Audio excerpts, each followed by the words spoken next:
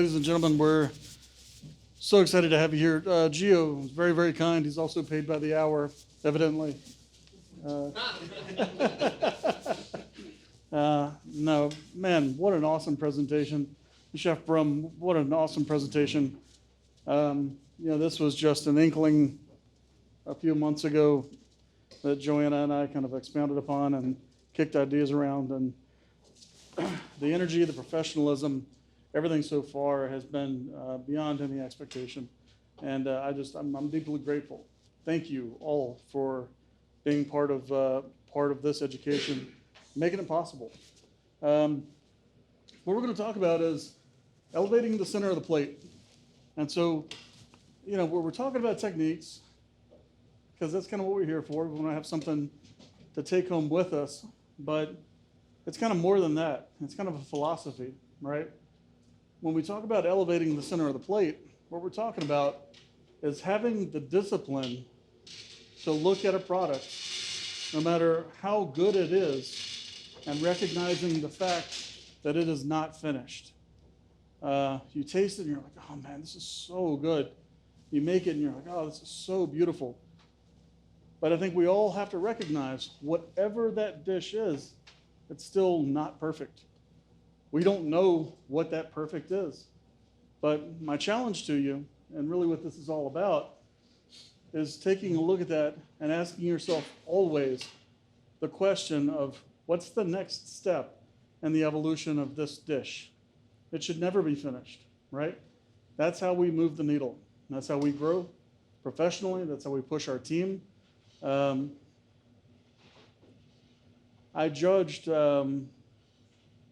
probably judged all 40 competitions in my career. I've competed 22 times.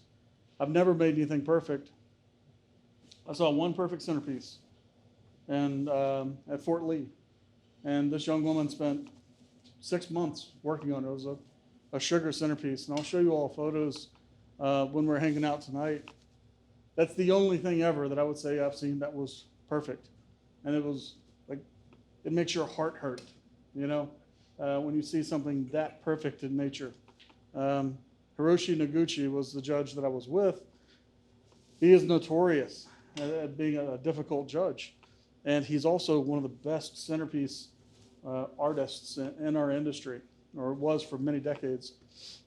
We walked up on it. I was still an apprentice. And said, well, that's easy. 100. Jesus. How many of those have you given? Because I've never seen that before, personally, from you. He's like, that might be the first or second. Dang. And so that's what I'm saying. And all those years, perfection is something we strive for. We never expect to attain. But that's really what this is all about. It's all about hospitality, too. Hospitality, to me, is just the communication that you're endeavoring to create a great experience for someone. It's about showing them that you care about them through action, right? It's having the fireplace lit when you come in. It's having the drinks that you might want available for you. It's finishing a steak with a little bit of sea salt. That expresses thought, right? You brush it with a little bit of beef fat, some fresh herbs, a little sea salt. That's a promise that you're making to that diner when it comes to the table that this is going to be excellent. I've thought this through. And tasting it, enjoying it, is a verification of that promise. That's what this is really all about. We'll go through a couple different fun things over here to take home with you. And some of these things we kind of stumbled upon, some of these things that we learned from others, but really that's what it's all about, and that's what I hope you take home with you more than anything else. Looking at everything and recognizing that it's not finished, and understanding that every step that we're taking, that's the root, that's the heart of hospitality, is communicating that care through action. We're going to talk a little bit about low temperature cooking, and I apologize if some of you are going to be very familiar with it already, but I do want to make sure that we come away with at least a better understanding of it and why we do it, what it is. I've run into a lot of pushback here at this club about sous vide. And so We spent a lot of this season educating members about sous vide, what it is, why we use it. We'll talk about some long cooks. I grabbed a gift from Andrew Hoppola to bring out with me to illustrate that. We'll talk about mi-cuit, which Chef Juanez touched on already. Some sous vide egg yolks, just some different techniques. We'll talk about protein bonding, kind of what it is, why we do it, how we do it. And we'll talk about mousseline production. Part of that's going to be chlorophyll. Chef Juanez touched on chlorophyll earlier. We'll talk about how to make that. And if you want, when we go back to the kitchen, we'll make that together. We'll talk about hot set terrines, cold set terrines, crusts, and inlays. And I'll also try to be respectful of your time, and let's get you out for lunch and your break as soon as we can.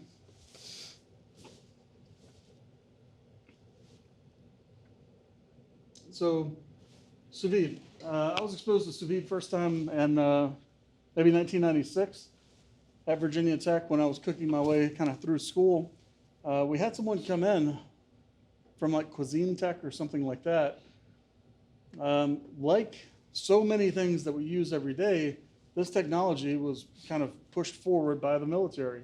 They needed ways to cook things for people quickly, consistently, safely.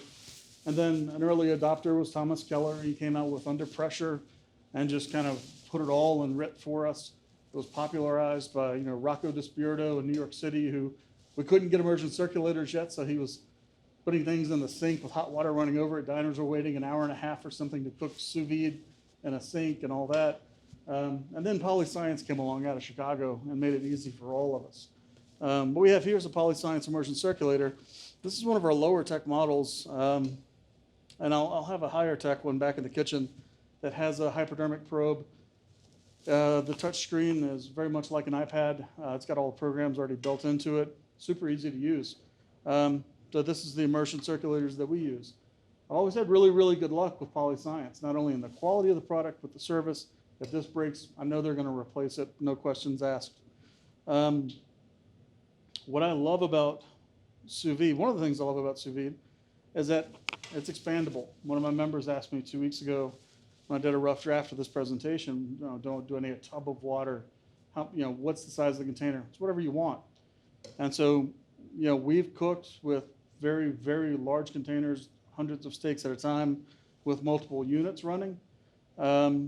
It's whatever size that you have that will hold temperature, right? And so if you need to go larger, more units, smaller, one unit will do it. One of the things I use are these polypropylene balls, these little spheres. They end up all over the kitchen, rolling around all over the place. But tonight when you have dinner, we'll have some sous vide root vegetables, and those are cooked to 180 degrees for 50 minutes. And so it's tough to get a large container to 180 because it wants to evaporate. It doesn't want to hold temperature, right? And so these guys, that's all this does. It keeps evaporation from happening, especially if you're going to go up to 200, especially if you're hitting 212, 220. Now it's just evaporating right off. And so these keep it from steaming out, keep it from evaporating. Also holds all that heat in really, really well. So it comes up to temp super fast. So we love these guys for higher temperature cooking.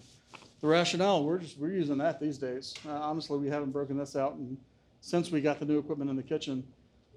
The Iverio, we're using that. You drop the grate in the bottom, fill it up with water. We'll drop our thermometer in there to make sure that it's holding where it should be. Invariably, it always does. But that's what we're using right now. The biggest reason that we sous vide for me is replicable results. So when we were at Myers Park Country Club, Benny remembers this, Andrew remembers this. One Monday a month, I know Daniel remembers this. One Monday a month, we had the sportsman event. And so it's your day off. You don't want to be there.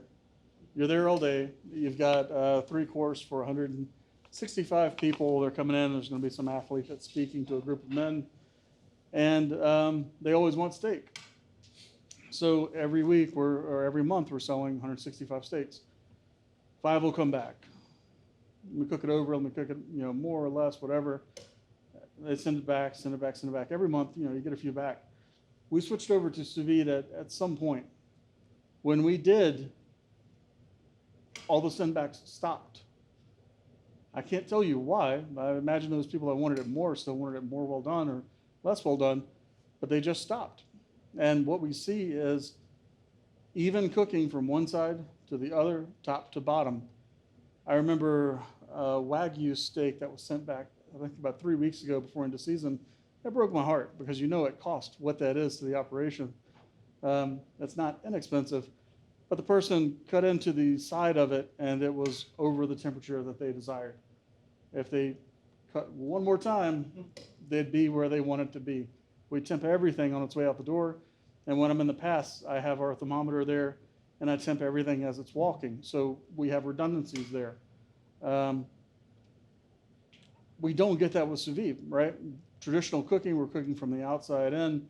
It's high heat, it's very fast on the grill, and invariably the outside's gonna be cooked a little bit more than we want it to be before you reach that perfect temperature on the inside. We just don't see that with sous vide. And fusion of flavors. So when we have our carrots this evening, what we'll usually do is take carrots, we'll cold press it, make carrot juice. We'll throw carrot juice, honey, thyme, shallots, orange juice, and a little bit of orange peel with the pith taken off of it. We'll put that into the bag and we'll cook that. Like I said, root vegetable, 180, 50 minutes. And we get really, really great results. And it infuses that flavor. When you put that carrot juice in there, what blows me away, so if I did these traditionally in a pot of water and I've seasoned it till it tastes like salt water or the ocean water, I cook them off until they're just tender enough. I'm feeling it, I'm looking at it. It reaches the height of its existence.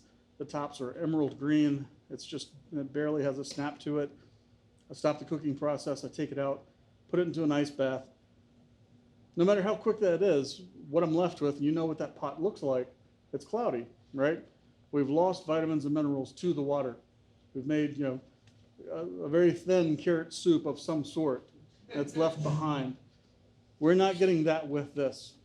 What happens here is we crack the bag, it goes into a saute pan, and this becomes its own glaze. Everything that we see here, the butter, the carrot juice, the aromatics, the honey that's in there, becomes its own glaze.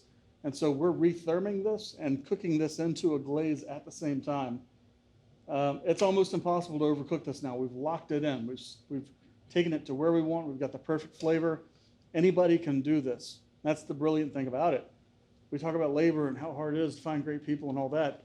These are the steps that help us create replicable results, great product, over and over and over, even when we're training folks on new systems of cooking. Gentle cooking process. So we had the folks from CAB here yesterday. We use CAB Prime exclusively. We use some, tonight you'll have Snake River Wagyu. But what we're paying for is marbling, right? Fat is flavor. I'm paying for that intramuscular fat. And so when I put it on the grill, it's so violent, it's so fast. Hits the grill, it's sizzling, it's popping, it's cooking so quickly, and it's pushing moisture out. In fact, if I'm cooking to medium, I know when to flip it because I start to see moisture bead just on the outside of it. I know when I touch it, I'm getting that amount of resistance that tells me it's approaching medium, and I can just see it in my mind as the protein's coagulating, it's starting to push through the protein, and I flip it. Because as it's pushing through coagulating protein, it's pushing moisture out. And then I know at the point where I flip it to get a medium, and I cook it just enough on the other side where that protein coagulates, I see that moisture forming and I pull it off. We don't have any of that with this. So the steaks you'll have tonight, we've cooked to 137. One of the great things about sous vide is under a vacuum, 137 is 137, whether you're 4,032 feet above sea level or on the beach. That's not true if I just put those steaks on the grill. If I want a steak cooked at 137, true 137, then I'm taking it to probably 141, 142. It's a little more guesswork on the grill. And frankly, we've had more sendbacks this season than I'd care to admit. But with this, I know what I'm getting. Again, we're cooking at 137 degrees. We're just above room temperature. The casual dining kitchen before renovation would run at 120 degrees. You know, we're practically cooking steaks just by leaving them on the counter. And so I leave it in there. How long do you leave it in there? You leave it in there until it reaches 137. One of the best things that I learned on the team, I felt like an idiot. I thought I was an expert at so many things. I've done this for so long. I've taken classes, read books, talked to people. When I cooked a terrine, it was a shellfish terrine. I was cooking it for an hour and a half at 142 or something like that. And the coach of the team said, "Man, you're cooking it way too long." I was like, "I don't think so. I'll pull it out. It's done, right?" It's like, "God, you're overcooking it." And so then he introduced me to a hypodermic probe from Thermacue, double-sided tape. We put that on there, pop the probe in there, and then what I was cooking for an hour and a half previously only took about 23 minutes to actually cook to temperature. I've been overcooking it by an hour all these years. And so how long do you cook it for? The answer is however long it takes to reach that temperature. And so I encourage the use of hypodermic probe, double-sided tape. However, if you're cooking a whole beef tenderloin, we know this chart will be sent along to you as well. These are bulletproof. I know these work. I can take a tenderloin, crank it down in plastic wrap, cook it off for an hour and a half, 2.5 hours at 137. I know it's good. It's done. Put it into an ice bath and slice my 6-ounce portions for a plate up. Now all of my individual steaks are perfect, exactly the same size, exactly the same diameter and height, all cooked to exactly the same temperature. It's really hard at that point to then overcook something. Everything you see in here will work. Fruits and vegetables. I don't recommend green vegetables. Squash is fantastic. Potatoes, awesome. It's so hard. When you see really, really clean work, like what Chef Linez does, when you see, maybe on my Instagram, there's like this perfect sweet potato. It's just perfect. It's clean, smooth, perfect diameters, perfect square. That is almost impossible to achieve while you're cutting it in a raw state. However, if you take that whole sweet potato, peel it, and just cryovac it with all your aromatics like that, maybe some sweet spices, pop it in the water, 50 minutes, 180, take it out, ice bath it, and now it's so easy, it's so smooth. You can just take your slices and get your perfect dice, whatever size you're looking for, and then I'll use a high grit sandpaper, 160, 180, wet that, set it on the counter, or a sanding block, wet that, set it on the counter, and just rub it on there, and then it's completely perfect. Just a millimeter off, I can just slide it around on there, and it's completely perfect. And then you can take the remnants from that bag, pour it over it, put it into a hotel pan, pop it in the steamer, and you have perfect potatoes when it comes time for your plate up. Everything that's left, that's scrap from the potatoes. I want to make sure to mention this product. What we'll usually do, like you'll see tonight, we love to see product utilization if we can. We don't want to throw things away if we don't have to. We'll take those scraps, and then we'll take that, put it into the Vitamix with a little bit of Quimic. Who's heard of Quimic? A couple of you. And so this product, it's a dairy product that has gelatin added to it. If you're making it from scratch, the closest thing I could relate it to would be maybe half and half with about 10 ounces of gelatin per gallon of dairy product. What we see when we use Quimic, I'll add a touch of heavy cream to that sweet potato that's in the blender, season it up, sweet spices, a dash of heavy cream to give it big, heavy, rich flavor. And then I'll add Quimic. The reason I'm adding that is for the protein. It's not for the dairy. I can do that with half and half or heavy cream or milk or anything like that. I want the protein. The protein is going to make it impossibly smooth, like silk. It's absolutely beautiful. It's one of those things, once you make it, you'll never ever go back. The best pea puree that I make are frozen peas. It's a bag of IQF frozen peas from US Foods.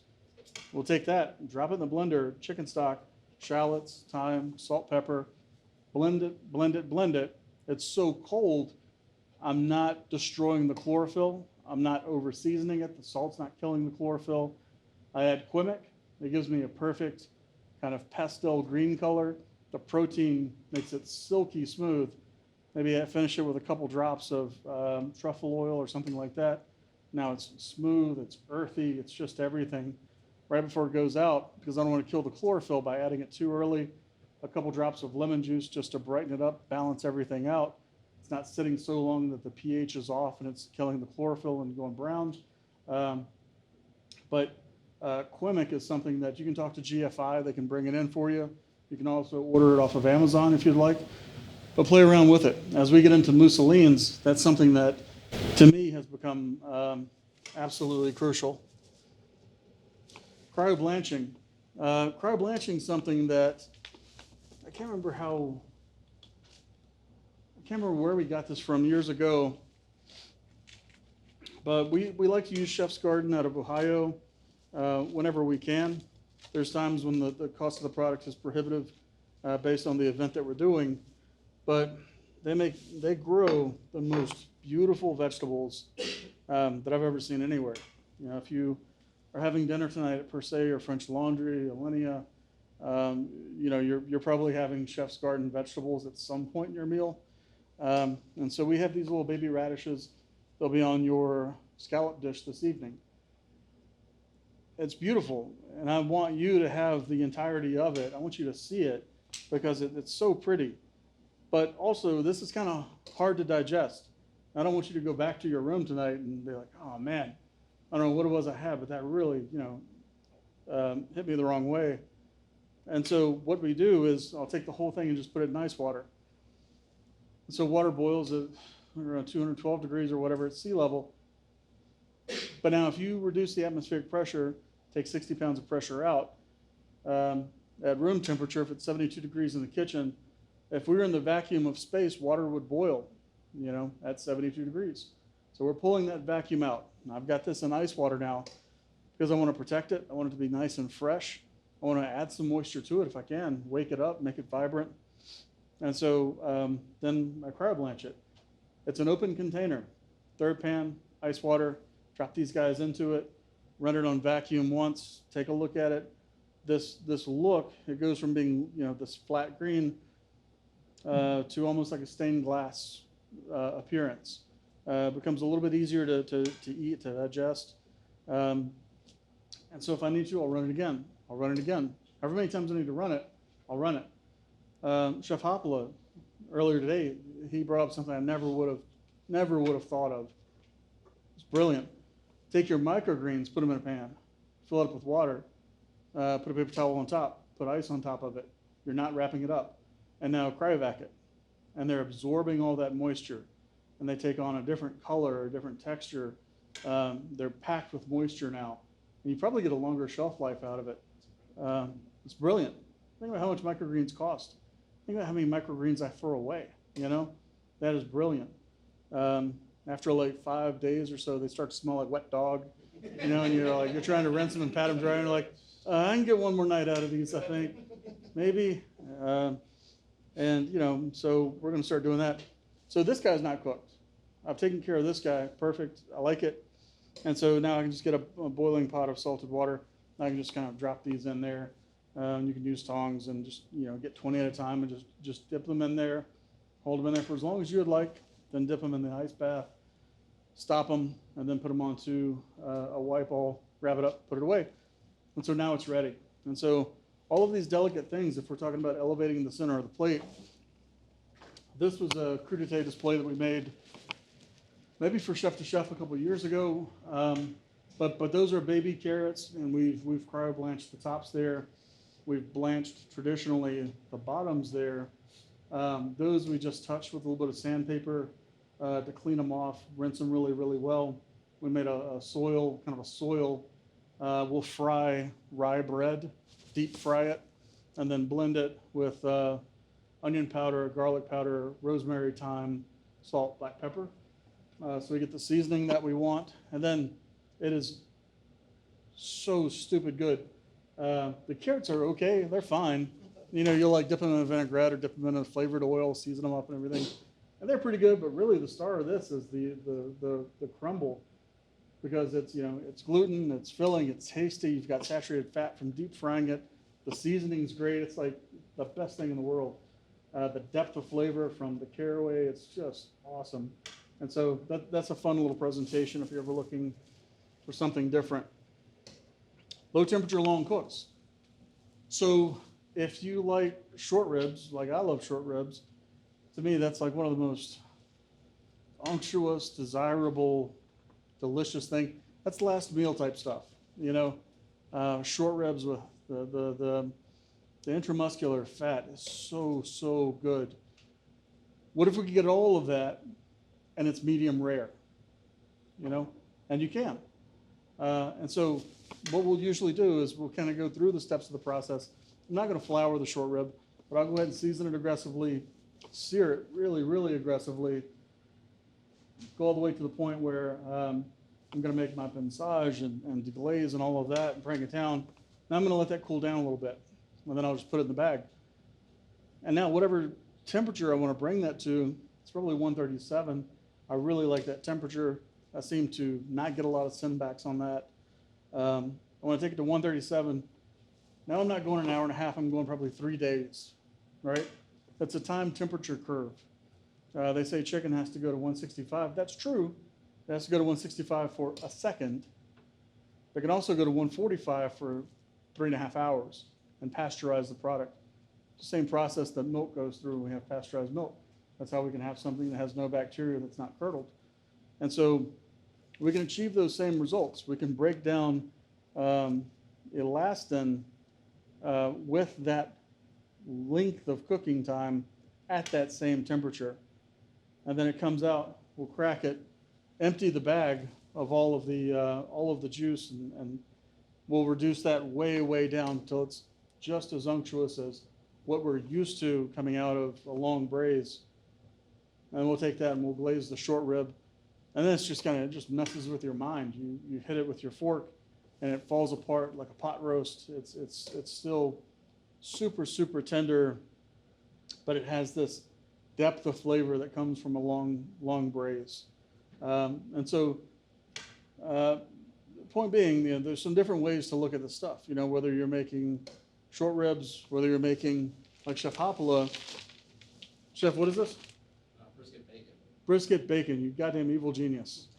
Like, that sounds amazing. I love brisket. I love bacon. Like, I'd probably push my grandma out of the way to like get a slice of this. And like, no one's ever going to taste this but me, Andrew. This is going into my backpack. And it's going straight home, and I eat it on the off season.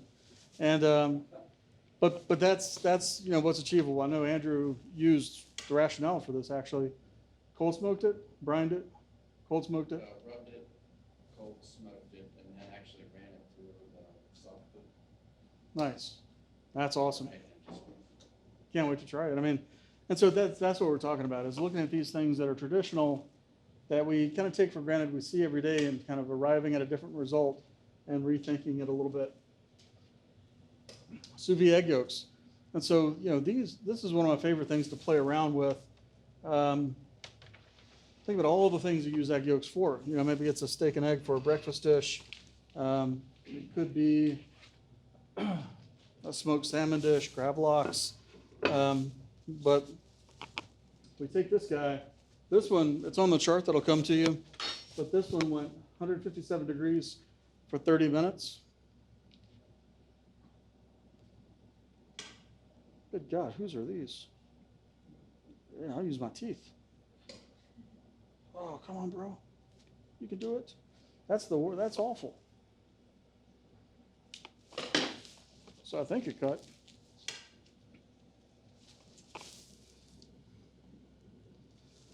Yep. So I don't know if we can see there. Can you guys see that? Do you mind if I get a water, please? Thanks. So we take this guy, and now we have our egg yolk, and that's completely pipeable. In your swag bags, you all have this. This is my single favorite tool. I want to make sure that you guys had this. It's a company that I love, Town & Cutler out of San Francisco. They do an amazing job. And this is a really, really heavy gauge steel. So heavy and thick enough that I actually put an edge on all of mine. And I wanted to do that for you guys as well. I just didn't have time to like grind out all of those. But I have a couple of these, and I'll just keep it in my pocket here. Thanks, sir. And I'll grind that out and make a nice edge for it. And so I can just slip this under a terrine and move it. Anything that's fragile, I can just slip it right under. Or if I don't have a paring knife and I need to cut some chives really quickly, I can just use it as a paring knife as well. It's a really, really versatile tool. And also, it's strong enough that you can pick up a heavy piece of something.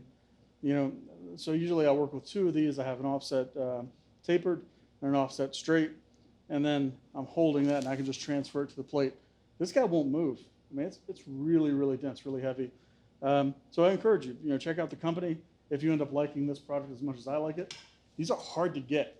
And Joanna knows, like when we bought 24, we bought out one of their colors completely.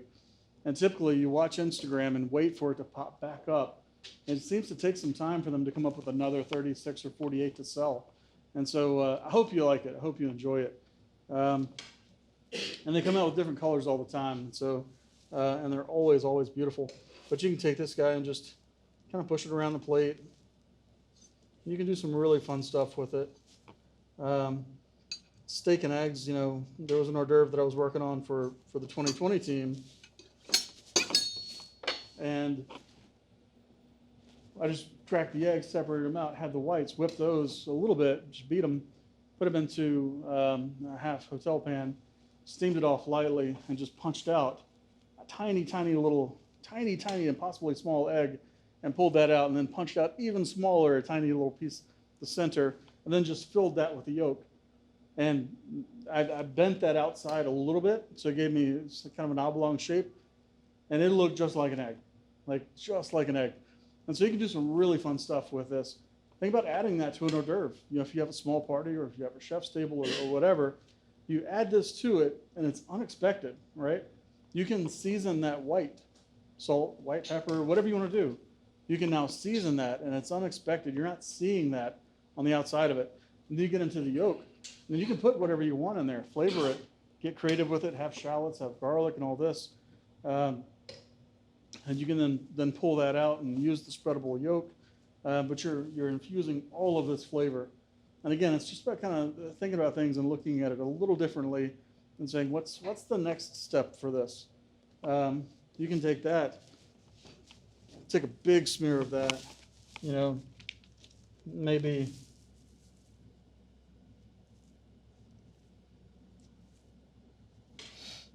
I'm going to have a salmon mi-cuit like this guy. There you go. So maybe we'll have that salmon mi-cuit. And usually I'll just kind of just let it grab a little bit. I'm going to clean up that front if I can a little bit. Push it up. And then I'm just going to pull that back. So maybe that's going to be a salmon mi-cuit. I'll just clean that edge up a little bit.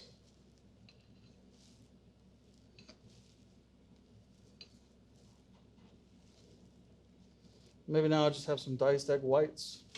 Then I'm just going to drop through here, have a little salmon mi-cuit, and just kind of build some of those traditional flavors that we might expect to find with a gravel ox or a smoked salmon or something like that.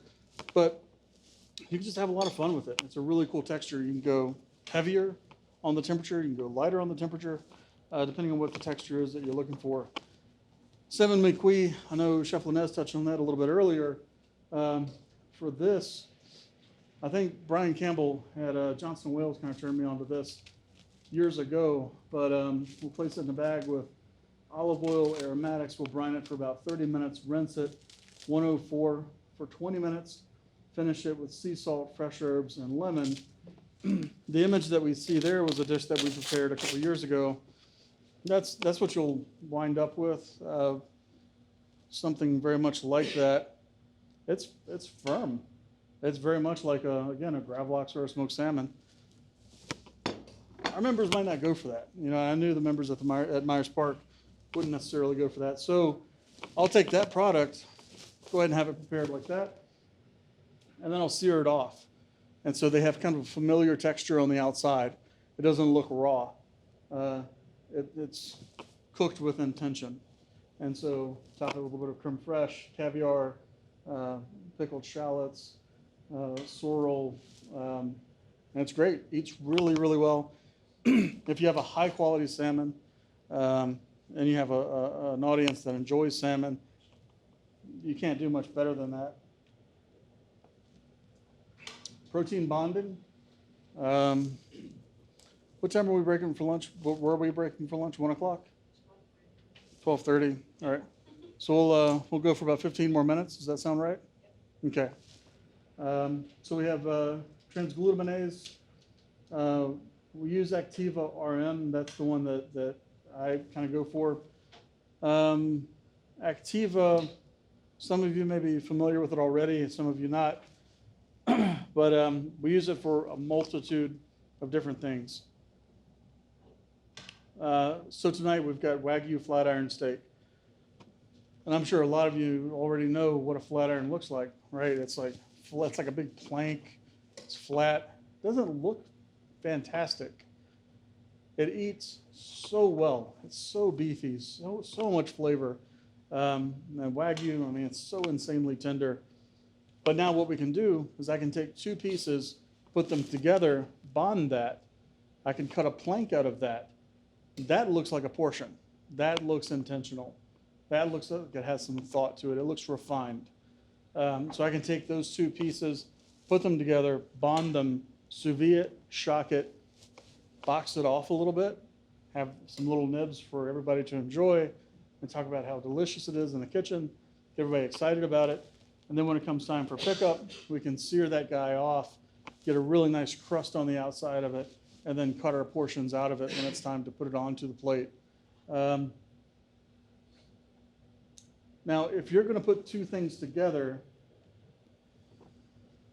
so philosophically, like what I'm always trying to get out of my food is air and water. I'm always trying to eliminate air and water. When you think about mashed potatoes, we're going to put it in a mixer and just whip the shit out of it. No, we're going to mill it because I don't want that air. When we make an ice cream, if I'm going to buy ice cream for my daughter, she always asks me for Haagen-Dazs. She doesn't know why. The reason that she wants Haagen-Dazs and not Breyers is because one has overrun, one doesn't have as much overrun, right? It's that air that has no flavor. We want to get the water out of our food because the water has no flavor. One thing that I learned early on when Chef Ben and I worked for John Bell was when you slice something, you season it. Always. When you're slicing something, you're creating an opportunity to add more flavor. It's a new surface. It's unseasoned. Philosophically, at every opportunity, you want to add flavor. That's how kind of the ash inlay started. I was thinking along those lines, how do we add more flavor to this beef? This beef is incredible. You have all the intramuscular fat. It's going to taste amazing. The outside, we have a steak blend, a seasoning blend that we like a lot. We got a really nice crust on there, but all of this is unseasoned, right? How do we fix that? So what we'll do for like a wine dinner is we'll order a 14-ounce pre-cut steak. These guys come in and they're massive. And so now we'll bisect those, and then we drop in that ash. The ash is just activated charcoal, or it's taking onions, putting it into a cast iron skillet, putting it in the broiler, trying to keep everyone from pulling it out for the next hour and a half until it becomes just absolute carbon, literal weightless carbon. Take that, put it into your spice grinder. Usually I'll add powdered honey powder to kind of offset any bitterness and kind of balance it. I'll usually do rosemary, thyme, salt, black pepper. But now you've got so much flavor, whether you're using activated charcoal or using onion. Using activated charcoal, still honey powder, a lot of onion powder then to kind of bring it around to something that seems familiar. what I'll usually do is I'll go about half and half ash and Activa, mix that up.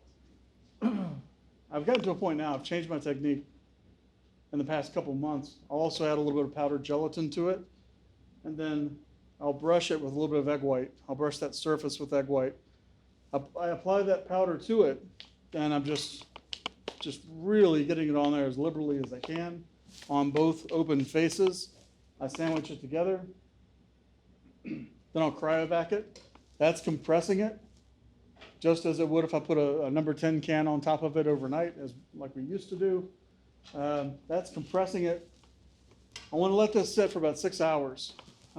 6 hours is kind of the magic number. If I can go longer, I always try to let things bond overnight. And then it's like Jesus made it. Like you're not pulling it apart. You know, it's got gelatin, it's got Activa, it's got egg whites. Once that Activa activates, it's bonding those proteins on a molecular level. You're not taking it apart. And so then what we'll do is we'll get that familiar sear. I've already sous vide this, chilled it, and now when it's time to serve it to you, like tonight, 110 registers to you as hot. We don't need to go above that. What I really don't want to do is go to 140. And so I'm always afraid that, you know, my guys are going to go a little bit over or something like that accidentally. You never know what's going to happen. So we say pull at 110. And so we'll sear that, pop it in the oven if we need to. But what I'm trying to do is bring that to 110 degrees, and then I'll put it under a heat lamp and hold for carving. Let the juices kind of redistribute a little bit. But with sous vide, you don't really have to worry about wicking off moisture the way you used to when we cooked everything so fast, so violently, and everything's pushing and bursting. And so it ends up being really, really clean. And then that's the end product. That was a chef's table last season. And you say, what are you gonna do with all the scraps?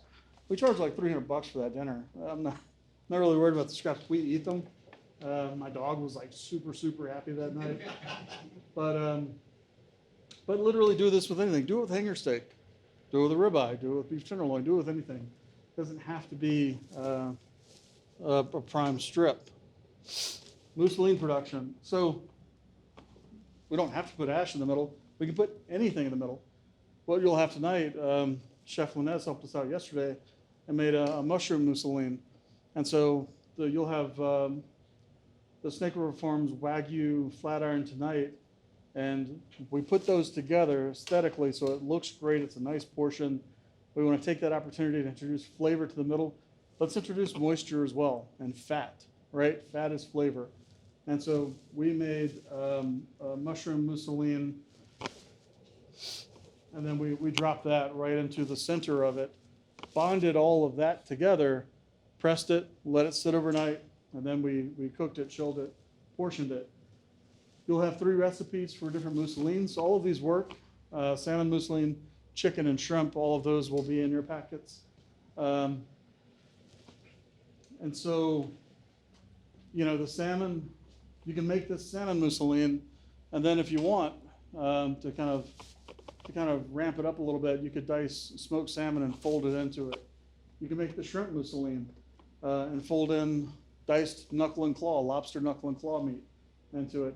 The chicken mousseline, that's what we used for the mushroom mousseline that we're using today. And what we'll do, because I want this to be clean, I don't want it to be janky and like this part's like thicker than this part. That's okay, and I still do that every once in a while, but tonight we just wanted it to be clean.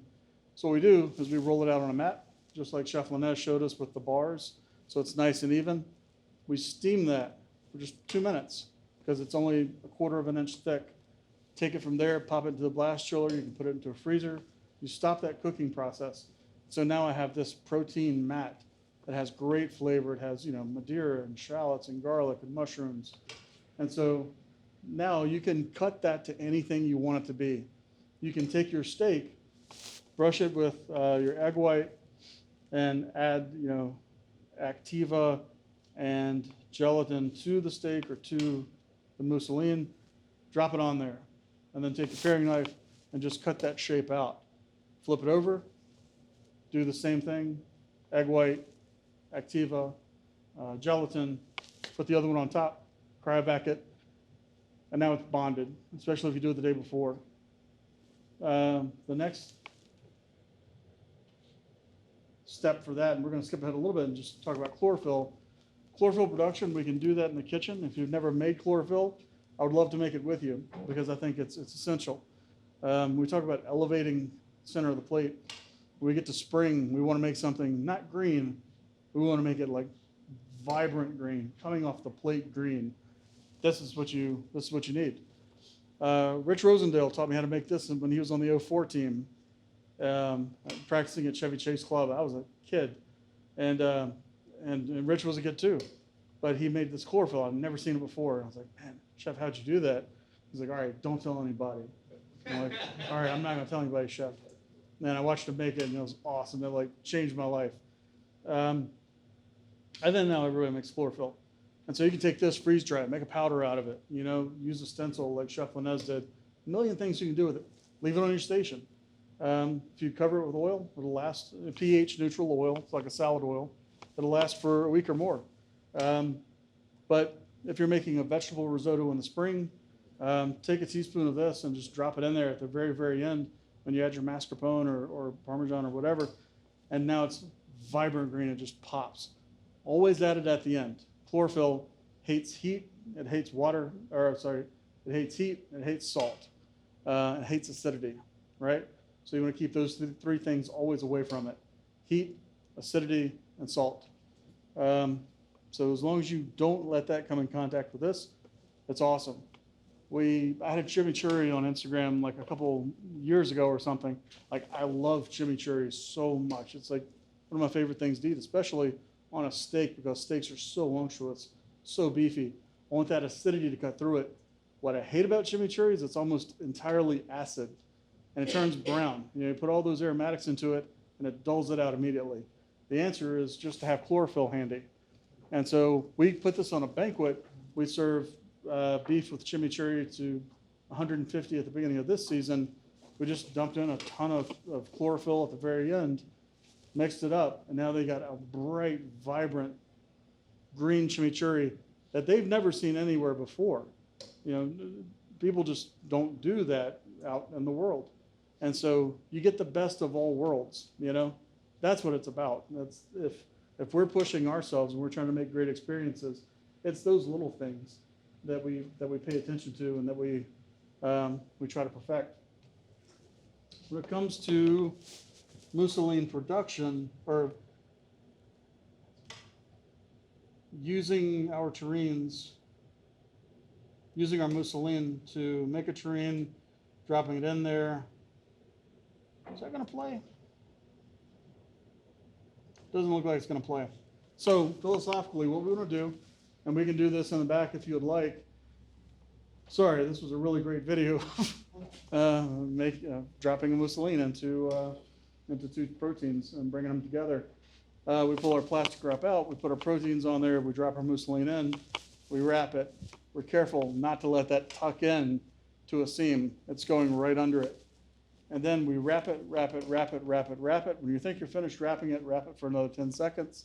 Because what we want to do when we eventually crank this down is we want to shape the protein. We don't want to shape the plastic, right? We want a uniform protein. We don't want the plastic to kind of blow out and bulge and let it take on a different shape. When I'm 80% of the way through wrapping it, I'll stop and I'll look for air pockets. I'll use this guy, actually another product from Town Cutler, my favorite poker ever. It's like super strong. I'll take that and just punch out all those air bubbles.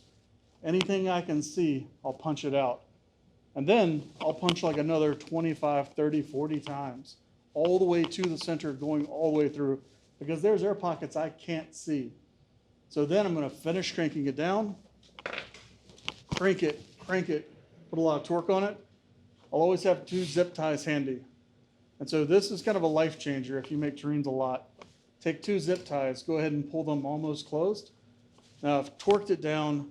I'm going to hold this end. I've already slipped a zip tie onto it. And now I'm just going to pull it tight. There were days when it took 2 people to do these things. And then now that side is locked down. And now I can torque this, put my body weight on it. I've already got my zip tie sitting on it, almost fully closed. And when I'm finished, I just pop it closed, take my shears, not those, and snip off all of the excess and all of the excess plastic. And you have a perfectly clean terrine. You've taken out all the air. It's cranked down. You've got the shape that you want. Those zip ties are locked in. It's not going to go into the immersion circulator, bump around like if you take plastic wrap, pull it taut, crank it down, tie it. Sometimes the heat and the water, the moisture makes that slip off. Same thing with butcher's twine. And so that's why I like to use that zip tie. Chlorophyll, we touched on that. You have a recipe for it. We can make it in the back. Terrine production. When it comes to terrines, we have essentially two different types. We've got hot set, cold set. And so now we know how to make ash, right? We know how to bond things together. Now we want to take it to the next level. We have a really nice wine dinner coming up, chef's table, whatever it might be. Please, Chef Linez, pardon those air gaps. That's not finished. This is for Culinary World Cup in 2018. But what we're trying to do is take something like a beef Wellington that we know and we're familiar with, and what's the next step for that beef Wellington? We can take that beef and take it all apart, introduce a ton of flavor, put it all back together. We can take a mousseline now, and we can control everything that's going into that, all the flavor, crank it down, and cook that exactly to the temperature that we want. Use some squid ink, maybe bring out, make the lines pop a little bit. But we have a mousse recipe there. We have several mousses that we work with. When we're hot setting terrines, we're counting on that protein to hold it together. When we're cold setting proteins, now we're not cooking it to denature proteins to hold it together.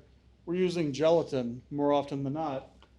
We're going to bloom that, add it to whatever liquid that is, and allow that to then hold it together. This is a summer tomato terrine. We made tomato water. We take all of our fresh tomatoes, crush them up a little bit, put them in cheesecloth, let them hang for a few days. You get this beautiful crystal clear tomato water that's so vibrant. We add the gelatin to that. Then we peel some really nice heirloom grape tomatoes. Drop all that into a terrine mold and then let it set. And then we can just take our slices off of that and put it onto a really nice salad. Crusts and inlays, we know philosophically how to take things apart, put it back together.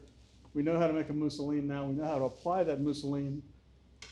But one thing that we can do to kind of elevate it, and we've talked about making purees out of our vegetable scraps. That's one thing that kind of philosophically I just always do now. I always want to have like 2 vegetables on a plate if I can. And I'll usually put a vegetable puree onto a plate if I can as well, because it's like that vegetable squared and we're also adding moisture. I love to add a crust. I love to add an inlay. Tonight you'll have a dehydrated vegetable and herb crust on your steaks. Instead of putting that mousseline in the center, we just as easily could have put it right on top. And so then you can take that, you can roast it, get a little color on it, brush it with demi-glace, roast it a little bit more, brush it with demi-glace, take it out, slice it, and you get this really nice, beautiful glisten and depth of flavor and color. 101, that's good. Does anybody have any questions? Can you use that yolk you cooked as an emulsifier? Like if you wanted to bump it up and make a dressing or something? Absolutely. Yeah, that would be absolutely killer. So if you want to take that and then make a Caesar or something like that, that would be awesome. And the really nice thing about it too is, you know that it's pasteurized. And so, yeah, it's a great question. Anything else? Anybody else? Go once, twice. So Joanna?